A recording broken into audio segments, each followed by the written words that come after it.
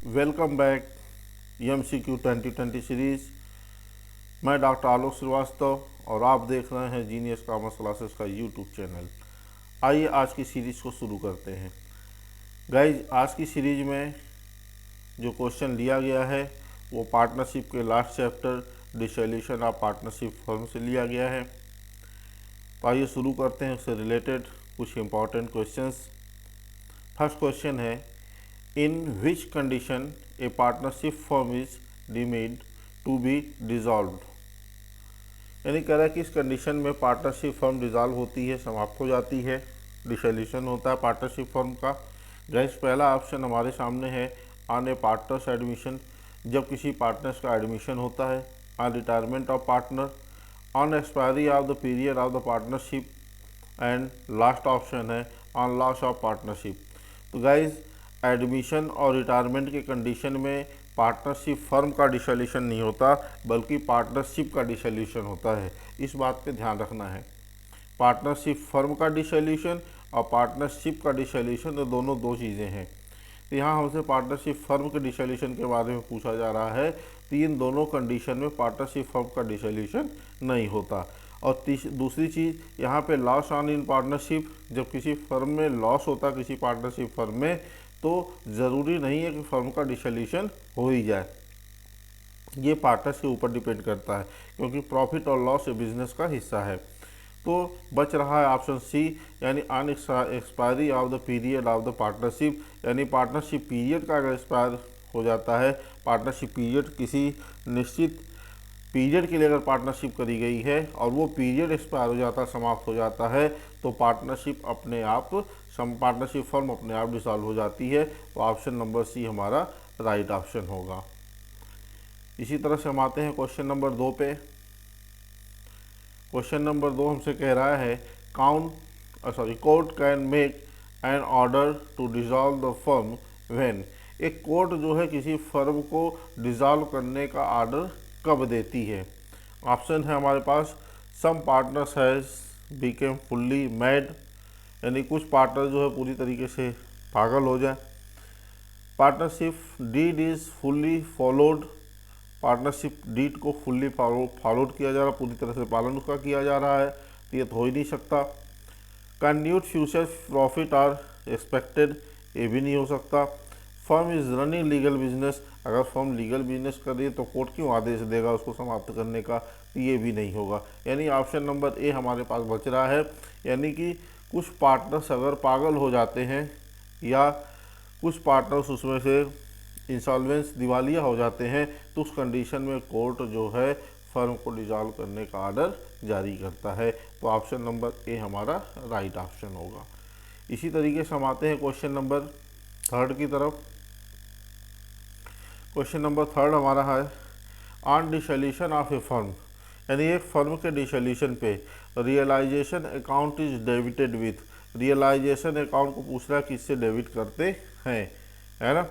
All assets to be realise, जो भी assets realise करना हो सभी असेट्स को डेबिट करेंगे, या all outside liabilities of the firm, firm की जितनी आउटसाइड लाइबिलिटीज होंगी वो डेबिट में ट्रांसफर होंगी। Cash received on sale of assets, assets को सेल करने पे जो कैश रिसीव हो रहा हो उस अमाउंट से हम रियलाइजेशन अकाउंट को डेबिट करेंगे, या any assets taken over by one of the partner, इसे करेंगे। तो गाइज, अगर ऑप्शन पे ध्यान दिया जाए, रियलाइजेशन अकाउंट में हमें बताया गया है कि रियलाइजेशन अकाउंट के डेबिट साइड में वो सभी एसेट्स ट्रांसफ़र किए जाते हैं जो रिलीजेबल होते हैं, यानी जिन्हें सेल किया जा सकता है, बेचा जा सकता है, वो सारे के सारे एसेट्स जो है ट्रांसफ़र किए जाते हैं डेबिट साइड में। तो ऑप्शन नंबर ए हमारा ये सही है, all assets to be realised, यानी जो भी एसेट्स हमको रियलाइज होने वाला है वो सारे के सारे एसेट्स हम वहाँ ट्रांसफ़र करेंगे। क्वेश्चन नंबर 4 पे आते हैं। क्वेश्चन नंबर 4 है, on dissolution of a firm, यानी किसी फर्म के डिसोल्यूशन के समय out of the proceed received from the sale of assets will be paid first of all. Out of the proceed receive from the sale, यानी कि cell करने से जो कुछ भी रिसीव हुआ है, उस असेट्स को सेल करने से जो कुछ भी किसी एसेट्स को, मतलब जब फर्म का डिसोल्यूशन होता है तो इसमें सबसे पहले हम क्या करते हैं, असेट्स को सेल करते हैं। और असेट्स को सेल करने से जो अमाउंट हमें कलेक्ट होता है, जो अमाउंट हमें मिलता है, तो सबसे पहले हम किसका पेमेंट करते हैं, ये पूछा जा रहा है क्वेश्चन में हमसे।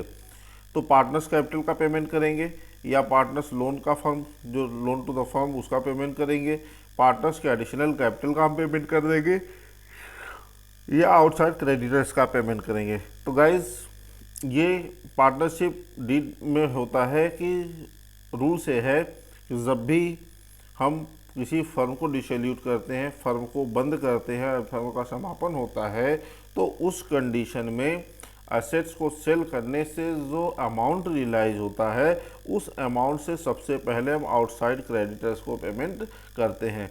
सबसे पहले हम आउटसाइड क्रेडिटर्स को पेमेंट करते हैं। इसके बाद अगर कुछ बचता है तो पार्टनर्स लोन का पेमेंट, कैपिटल का पेमेंट होता, फिर लोन का पेमेंट होता। तीस स्टेप में ये पेमेंट किया जाता है। तो गाइज ऑप्शन नंबर यहाँ पे अगर देखा जाए तो ऑप्शन नंबर डी हमारा राइट ऑप्शन होगा, यानी आउटसाइड क्रेडिटर्स को हम पहले पेमेंट करते हैं। इसी तरीके से क्वेश्चन नंबर 5 है, थोड़ा सा लंबा है, देखते हैं क्वेश्चन को। At the time of dissolution of firm, यानी फर्म के डिसोल्यूशन के समय, loan of partners, loan given by partner to the firm, loan given by partner यानी किसी पार्टनर ने फर्म को लोन दिया है, इस लोन ऑफ पार्टनर पे is paid out of the amount realised on sale of assets, यानी कि जो एसेट्स रियलाइज हुआ है उसको पेमेंट कब करते हैं। तो गाइज अब यहाँ देखिए, after making the payment of loan given by the third party, यानी थर्ड पार्टी द्वारा जो लोन लिया गया है उनका पेमेंट करने के बाद दिया जाएगा, या after making the payment of balance of capital account of partners, यानी पार्टनर्स के कैपिटल अकाउंट का पेमेंट करने के बाद दिया जाएगा, या फिर हमसे पूछा जा रहा है कि after making the payment of above A and B, यानी ए और बी दोनों को पेमेंट करने के बाद दिया जाएगा, या before the payment of loan given by the third party, third party के लोन का पेमेंट करने के पहले ही दिया जाएगा। तो गाइज यहाँ पे जो ऑप्शन हमारा होगा वो after making the partner payment of loan given by the third party, यानी थर्ड पार्टी का जो भी ड्यूज होगा उनको पेमेंट करने के बाद जो पैसा बचेगा उससे हम पार्टनर्स के लोन का पेमेंट करते हैं। क्वेश्चन नंबर 6 हमारे स्क्रीन पे, आइए पढ़ते हैं क्वेश्चन को। At the time of dissolution of firm, at which stage of balance of partners capital account is paid. करा at the time of dissolution, dissolution के समय जब फर्म का डिसोल्यूशन होता है उस कंडीशन में, उस समय एट विच स्टेज यानी किस स्टेज पे the balance of partners capital account is paid, partners के कैपिटल अकाउंट का पेमेंट किस स्टेज पर किया जाता है, यानी किसके बाद किया जाता है। तो गाइस सबसे पहले हम थर्ड पार्टी का पेमेंट करते हैं, उसके बाद जो है पार्टनर्स के लोन का पेमेंट करते हैं, और इसके बाद अगर होता है तो हम पेमेंट करते हैं पार्टनर्स कैपिटल अकाउंट का। तो यहाँ पे गाइस देखते हैं ऑप्शन को पढ़ करके ऑप्शन हमें कौन सा मिल रहा है। After making the payment of the third party of loan, यानी थर्ड पार्टी के लोन के पेमेंट की बात करेंगे, नहीं, बिफोर ये नहीं होगा, before making the payment of partners in respect of the there loan, यानी पार्टनर्स को लोन के उनके लोन के पेमेंट करने के बाद किया जाएगा, नहीं। कैपिटल का पेमेंट बारे में पूछ रहा हमसे, ये ऑप्शन देखते हैं।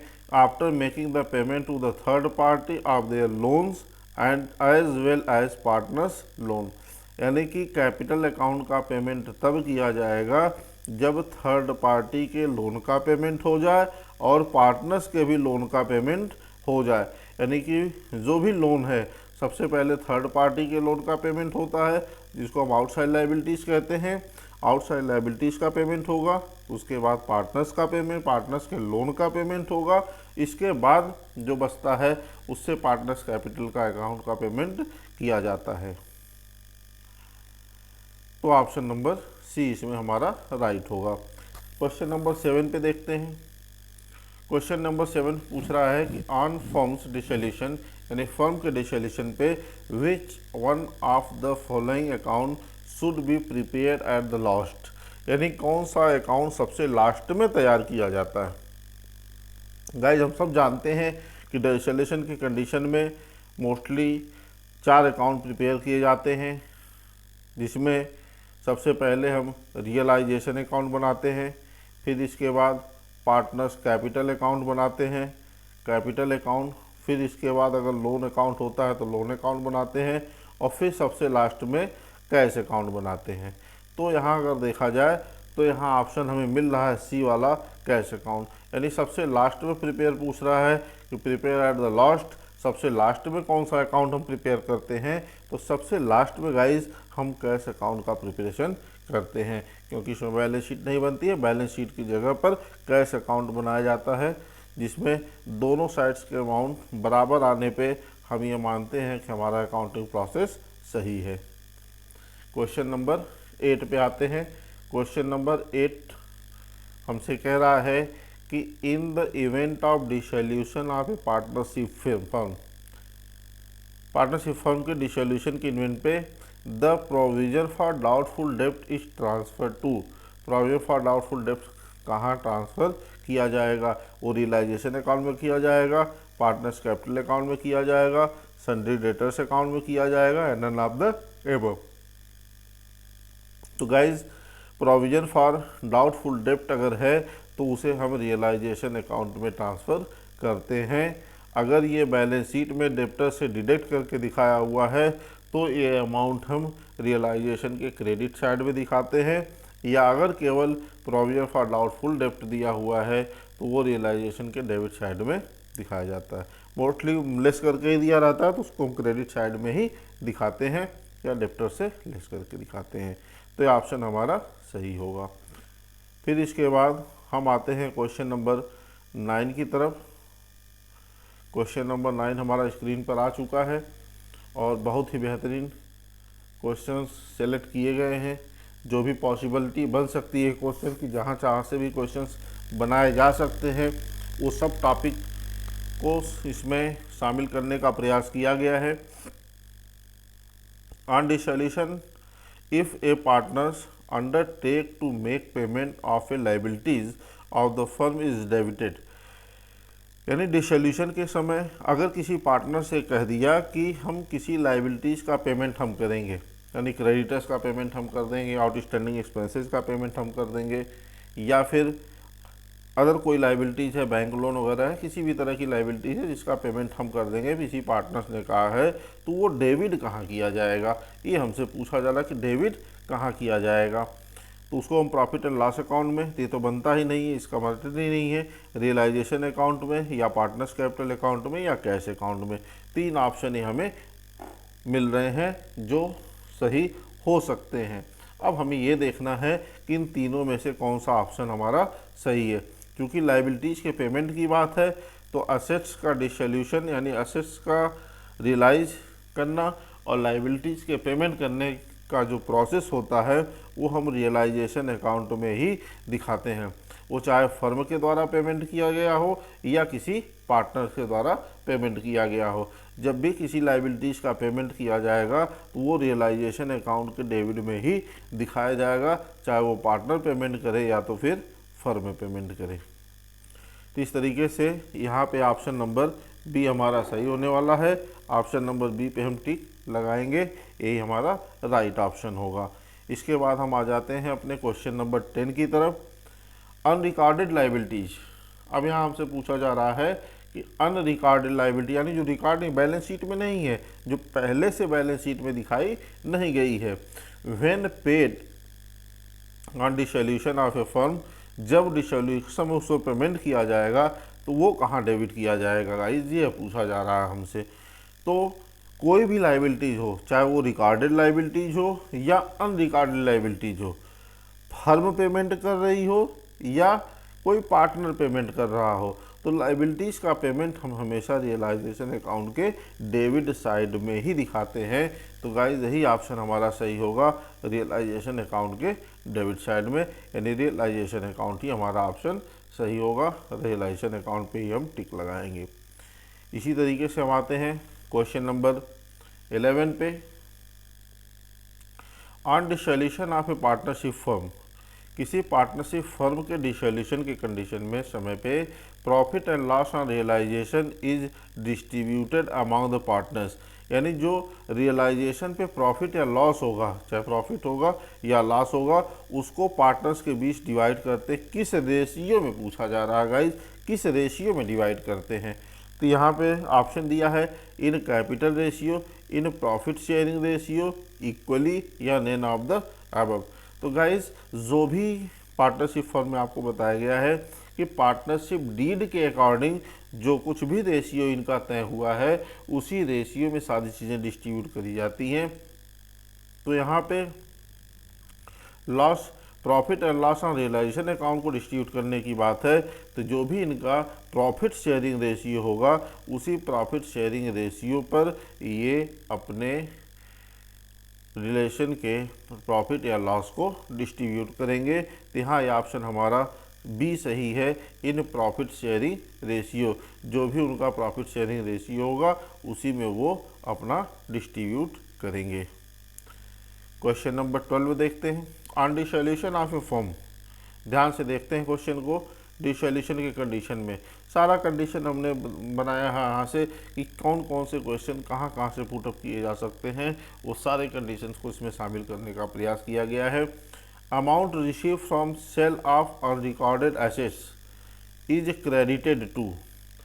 अब यहाँ कह रहा है कि अगर हम डिसोल्यूशन कर रहे हैं और डिसोल्यूशन के कंडीशन में अगर कोई अनरिकॉर्डेड एसेट्स हमारे पास है, जैसे कोई फर्नीचर नहीं रिकॉर्ड किया गया है और अदर कोई एसेट्स है जो रिकॉर्ड नहीं किया गया है, तो चूंकि फर्म का एसेट्स है बैलेंस शीट में शो नहीं किया गया है तो सेल तो हम करेंगे, लेकिन सेल करने से जो अमाउंट हमें रिसीव होगा उस अमाउंट को हम कहाँ रिकॉर्ड करेंगे, कहाँ क्रेडिट करेंगे, ये हमसे पूछा जा रहा है।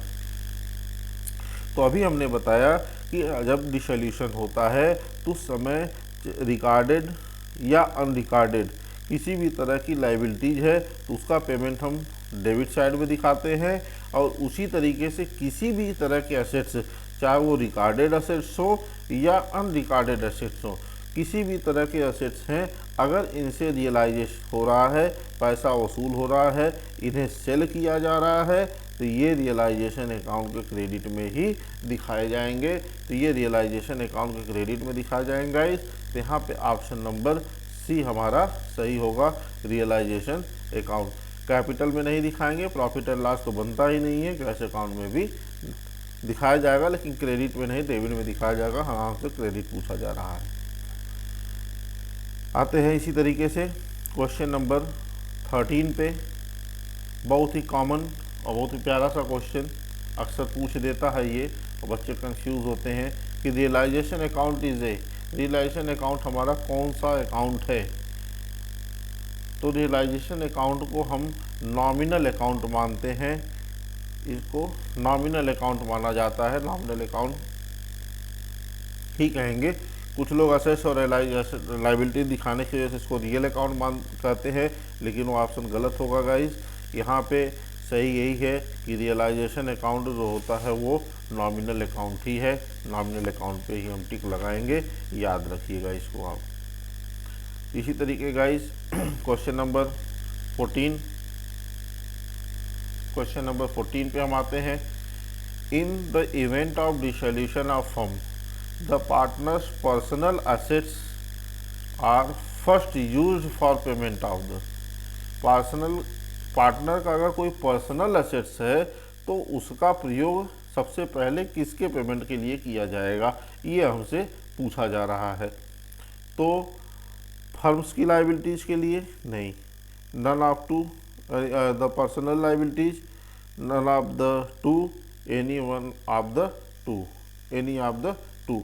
इसमें देखिएगा इस पर्सनल अगर एसेट्स है किसी भी पार्ट डिसोल्यूशन की कंडीशन में, अगर किसी भी पार्टनर्स का पर्सनल असेट्स है तो उस पर्सनल असेट्स का इस्तेमाल, उसका यूज़ जो है वो पर्सनल लाइबिलिटीज़ के पेमेंट के लिए ही किया जाता है, यानी पर्सनल असेट्स से पर्सनल लाइबिलिटीज़ का ही पेमेंट किया जाएगा। तो गाइज यहाँ पे ऑप्शन नंबर बी हमारा सही होने वाला है। ऑप्शन नंबर बी पे हम टिक लगाएंगे, ये हमारा सही है। क्वेश्चन नंबर 15 हमारी स्क्रीन पे आ गया। ये देखिए, ए partnership firm is compulsorily dissolve, यानी एक पार्टनरशिप फर्म जो है कंपल्सरी रूप से कब डिसॉल्व होता है, यानी अनिवार्य रूप से कब वो समाप्त हो जाएगा। व्हेन, ऑप्शन देखते हैं, when the business of the firm is declared illegal, यानी जब फर्म का बिजनेस इनलीगल डिक्लेयर्ड हो जाए, ये ऑप्शन सही है। या when a partners of the firm is dies, किसी फर्म का पार्टनर डेथ कर जाए, मर जाए। When the partners of the firm became insolvent, कोई पार्टनर इंसॉल्वेंट हो जाए। या फिर guys when a partner transfer his share to some other person without the consent of the other partners. तो गाइज यहाँ जो कंडीशंस बन रहे हैं, ये तीनों कंडीशन में पार्टनरशिप डिज़ॉल्व होती है, पार्टनरशिप फर्म डिज़ॉल्व नहीं होता।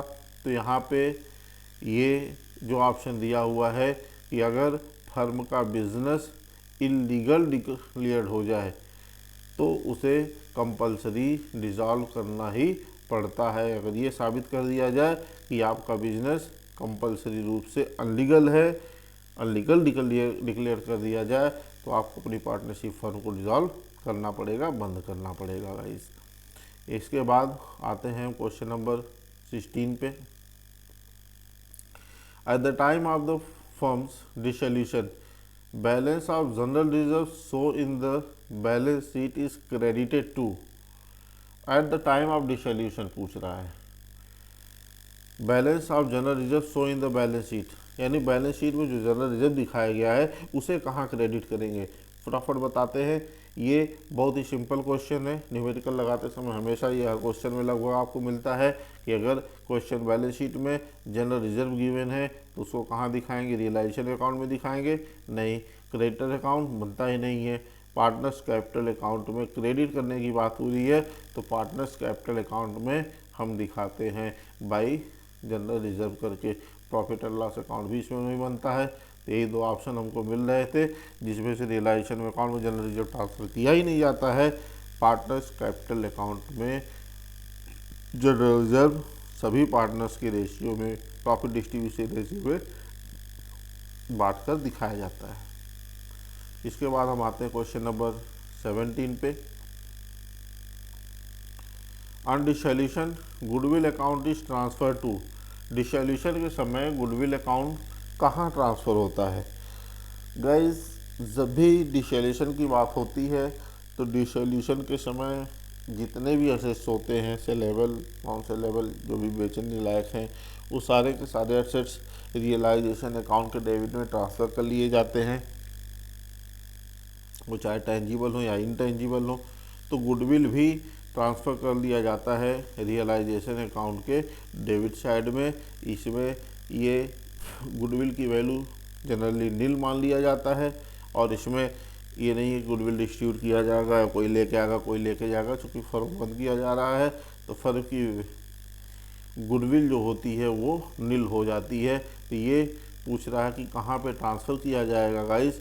तो ये ट्रांसफ़र किया जाएगा रियलाइजेशन अकाउंट के डेबिट साइड में, on the debit side of the realisation account. Realisation account के डेबिट साइड में हम गुडविल को ट्रांसफ़र कर लेंगे। अगर कोई पार्टनर्स फर्म चलाना चाहता है या बाद में यूज़ करना चाहता है तो गुडविल को किसी वैल्यू पर ले लेता है, नहीं तो जनरली गुडविल की वैल्यू नील हो जाती है।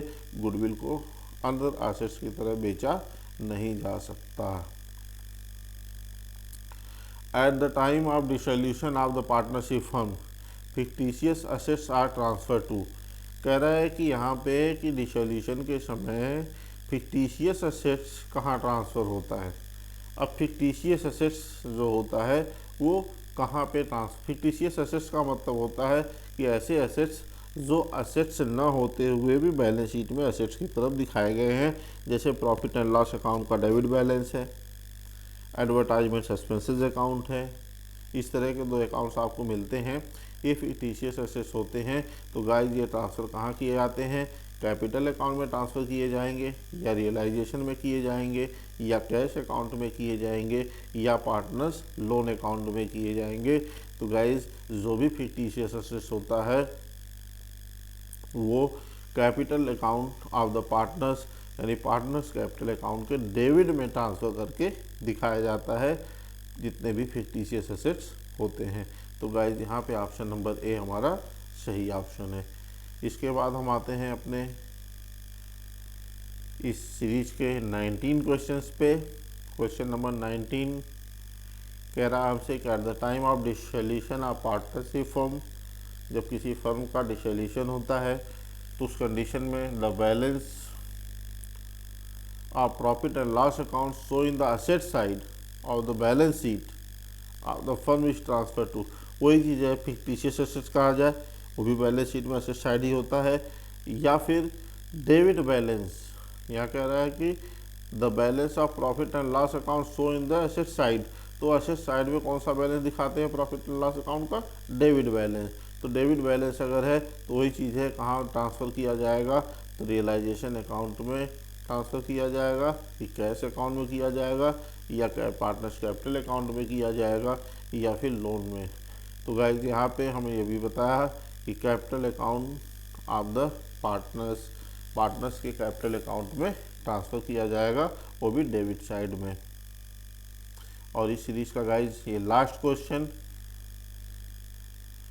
Eight the time of dissolution of the partnership firm the amount of bills payable show in the liability side of the balance sheet is transfer to. क्या डिसोल्यूशन के समय कोई अमाउंट है किसका? बिल्स पेबल का, जो लाइबिलिटी साइड में दिखाया गया है, तो वो कहाँ ट्रांसफ़र किया जाएगा? तो लाइबिलिटीज बिल्स पेबल जो होता है ये भी आउटसाइड लाइबिलिटीज है, आउटसाइड लाइबिलिटीज है। और जितने भी आउटसाइड लाइबिलिटीज होते हैं वो डिसोल्यूशन के कंडीशन में रियलाइजेशन अकाउंट के क्रेडिट में ट्रांसफ़र किए जाते हैं। तो यहाँ गाइस हमारा ऑप्शन होगा रियलाइजेशन अकाउंट, यानी रियलाइजेशन अकाउंट के क्रेडिट में हम ट्रांसफ़र करेंगे। इस तरह गाइस आज के सीरीज़ का ये 20 क्वेश्चंस था। और गाइस इसी तरीके से डेली मैं नए नए क्वेश्चंस के साथ आपकी परीक्षा में तैयारी के लिए आपका हेल्प करने का प्रयास कर रहा हूं। अगर ये वीडियो आपको अच्छी लग रही है तो वीडियो को आप लाइक कीजिए, शेयर कीजिए, कमेंट सेक्शन में कमेंट ज़रूर कीजिए। और अगर वीडियो को सब्सक्राइब नहीं किया है तो वीडियो को सब्सक्राइब कीजिए, ताकि जो भी लेटेस्ट वीडियोस हमारे हैं वो आप तक पहुंचते रहें।